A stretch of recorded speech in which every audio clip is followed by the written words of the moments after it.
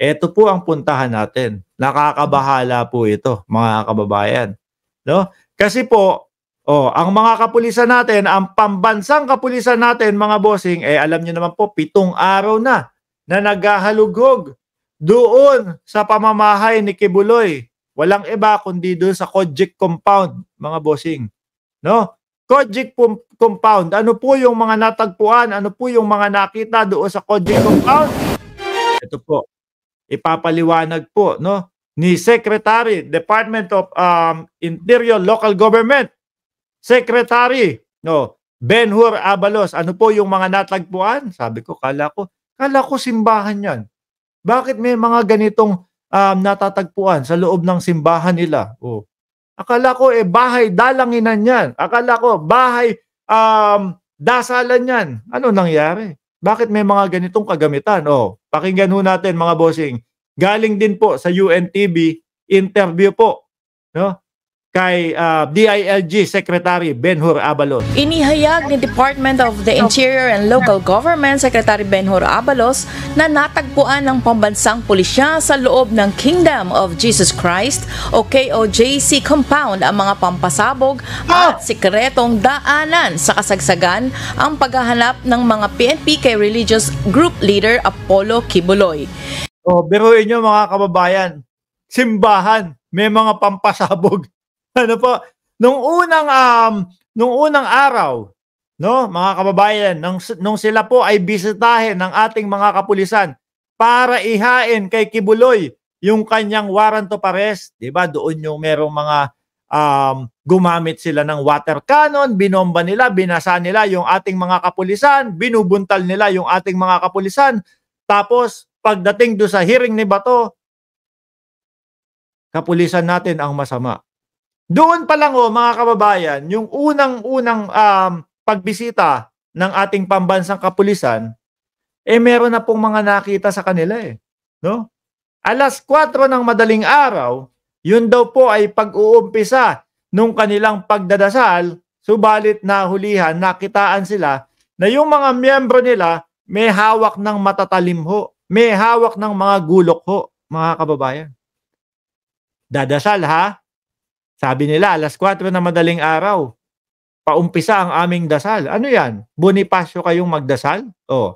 Tapos, eto pa ho, merong mga improvised na beng-beng, mga kababayan. Ha? Hindi ho nila maitanggihan ngayon, mga bossing. Di ba? Pero mo magdadasal ka, tapos may hawak kang matalim. O baka naman talaga, no? Baka naman talaga may mga nagtitip sa kanila. Ganito, pupunta ang mga kapulisan dyan, no? I-serve yung warrant of arrest, maghanda kayo. Baka kaya naghanda itong mga ito talaga.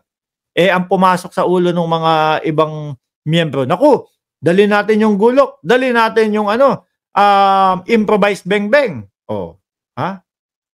So ngayon naman po, yung pangalawang pagpunta ho ng mga kapulisan, which is eto na po, tumatagal po, 7 o 8 araw na po nandyan, meron naman tayong mga nakikitang mga miyembro ng Kojik, mga kababayan, nambabato ng upuan, nambabato ng bote, hinahataw yung mga kapulisan natin. Yung iba po, putok yung dito, yung kilay. Mga kababayan, putok yung kilay ng ating mga kapulisan. Ngayon naman po ang nakita, mga pampasabog, ibang klase. Ibang klase. Kaya sabi nung iba nako, yung samahan ni Kibuloy na yan, kulto yan. No? Siguro ang binabanggit ni Harry Roque, mga bossing, no? Yung mga kasamahan ni Harry Roque, doon sa sinasabi nilang, laban sa kadiliman, laban sa kasamaan. Baka sila yun. Ano po? Biruin mo, simbahan, may mga pampasabog, may mga improvised na beng-beng. Pati, yan, totoo ho yan, mga kababayan. Sabi ni Adobong Pusit, pati ihi, ibinubuhos. Meron pa nga po, ibinabato sa ating mga kapulisan, yung mga bulok na pagkain nila. Di ho ba? Gawain ho ba yan ng mga maninimba?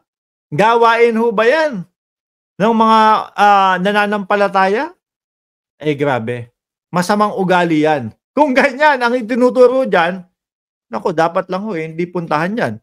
Ano? Mahirap na po at baka dumami ang masasamaang ugali, no, ng Pilipino. Mali ho yan. Isa pa, may sinasabi si Kibuloy. Nakita ko doon sa pangaral niya, napanood ko doon sa live ni Boss Mike Chavera. Sinisira niya si Eli Soriano para siguro iniisip ko, dahil madaming followers, taga-sunod, si Brother Eli Soriano, sumalangit nawa po ang inyong kaluluwa. No? Sinisira niya si Brother Eli Soriano. Para siguro lumipat sa kanya yung mga taga-sunod ni Brother Eli Soriano. Mga kababayan, siguro iniisip niya, abuloy din ito. Sayang yung mga abuloy nito, baka lumipat sa akin. Nagsalita na po si Pastor Kibuloy, ako ang daan, ako ang nagmay-ari ng sanlibutan. Kaya kayo ang mag-surrender sa akin, wag ako. Baliktad ho, mga kababayan. Bahala kayo. Sabi ni Kibuloy, pag-aari niya. No? Sabi ni Kibuloy, pag-aari niya ang inyong mga kaluluwa. Ako nako. Di bali na kung saan mapunta yung kaluluwa ko, wag lang maging pagmamay-ari ni Kibuloy. Mahirap na ho. Mga kababayan, tuloy na ho natin ito. Ipinakita ni Secretary Abalos ang picture ng Molotov bomb at mga bolo na natagpuan sa compound. May mga Molotov pa. Alam niyo po yun, mga kababayan. Ako, ang natatandaan ko kung ano yung Molotov, yung parang bote. Di ba? Bote yon, tapos may gasolina o kung ano man, tapos may mitya, tapos ibabato yun. No? Magkakasunog. Di ba? Grabe naman yung simbahan nyo. Ano ba sinasamba nyo? Mayroon din aniyang mga barbed wire at mga live electrical wire na inilagay sa lugar. Nakikipag-ugnayan na para yata tong Vietcong, mga kababayan.